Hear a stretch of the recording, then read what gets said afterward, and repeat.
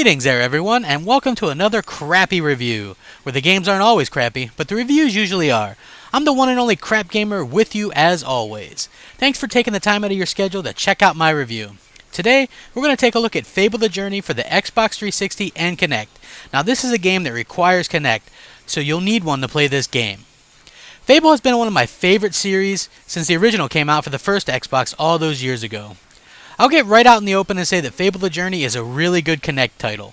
So if you're looking for a hate-filled review, you should probably look elsewhere. If you look hard enough, I'm sure you'll find something. People are always finding something to hate on these days. Now keep in mind that Fable The Journey isn't a game in the traditional Fable number series. This is a standalone project, and it's been in development for quite a while now. One interesting thing that people don't realize is that Kinect hasn't even been out on the market for a full 2 years yet. So technically, Fable The Journey is the first game that's been fully developed for the device. Now, one of the big departures is the fact that this game takes place in the first-person perspective. Now, it really makes a lot more sense for the game like Fable The Journey to implement first-person, because the game is fully dependent on magic and spellcasting. Now, let's take a closer look at Albion and Fable The Journey. Once again, we have a game that is using the fantastic Unreal 3.0 engine. This is probably the best-looking Fable game I've seen to date. The art style is different, but it's all in positive little ways. Albion has never looked better. The familiar enemies all look great. Fantastic lighting and effects all immerse you in this new world. It looks fantastic. As far as the gameplay goes, as I said earlier, Fable The Journey switches up the perspective from third to first person. Now the game is mostly on rails, so that could be a negative for some of you guys, but don't let that deter you. You do actually have choices when it comes to hiding behind things and other various choices. Although the world of Albion is large and beautiful, you mostly traverse the world by horse-drawn carriage.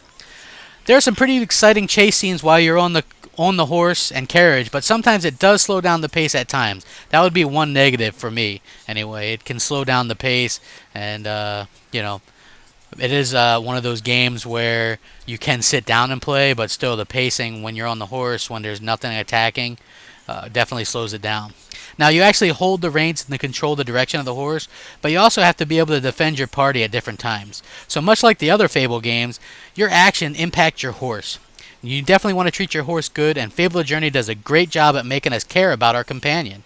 You get to brush it, feed it, and take care of it throughout the game. When you're off exploring, you use your magical spells to defeat various enemies and bosses, and much like any RPG, you get the chance to level up your powers and magic. Now, the story in Fable The Journey takes place 50 years after the events of Fable 3. You play as Gabriel, who comes across Teresa the Seer. Yeah, the same blind seer from the first 3 Fable games. The interesting thing is that Fable The Journey reads your Fable 3 save files and adjusts the game to what you chose in that game. So, depending on the outcome of that game, has a lot of impact on this game. Also, an interesting thing to note is if you played Fable Heroes, the Xbox Live Arcade game, you can import your money and things like that from that game into this game as well. Nice little touches. Teresa needs your help to get back to the Spire. So you turned into a hero, just like kind of like the other Fables, but instead of getting a sword and things like that, you get magical gauntlets. The Teresa story is actually really well done, and you'll want to complete the game just to see how her story ends up. Definitely not a story that's as good as the Fable number series, but for a Kinect game, this is the best story-driven game on the device. The important thing to remember when playing through Fable The Journey is that you can't flail wildly to control it. You need to use slow, full movements, and that's what I found out pretty early. It took me about 10 minutes to get the controls down because I was trying to increase the force with which I was throwing my hands around to get the power up or whatever, and that doesn't work like that. It's very slow, fluid movements, and you'll have the controls down and no problem. Now, I was able to get a lot of great responses from Kinect, although the longer I played the game, the more tired I became. And the action suffered a bit because of this. If I got lazy with my arms or they got tired, my character responded to that. It was like one of those things where I try to do something and the aim would be off, and that was my fault for playing the game too long. The game itself lasts for over 10 hours, so I wouldn't advise you to play it all in one sitting. This is by far my new favorite Kinect game, and while it's not perfect, you can tell Lionhead put a lot of time and effort into the game, which is why I'm giving it a 4.5 out of 5. Now please don't spam me with hate mail.